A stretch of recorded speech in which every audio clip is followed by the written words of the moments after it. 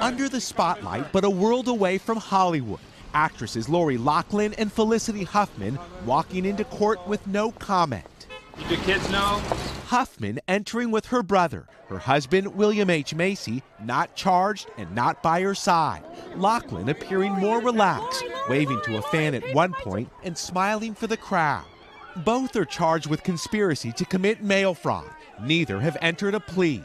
The charges carry a maximum sentence of 20 years and a $250,000 fine. Huffman looked calm in front of the judge, the actress answering, "Yes, Your Honor," in a clear, steady voice to the judge's questions. Loughlin appearing cheerful and animated, even smiling and shaking hands with prosecutors, something no other defendant has done. She and her fashion designer husband are accused of paying $500,000 in bribes to have their daughters admitted to USC as part of the crew team. Loughlin has been dropped by the Hallmark Channel. Huffman has roles on upcoming Netflix projects that were shot before the scandal broke. The future for these actresses as lifestyle gurus or as branding opportunities, that's over.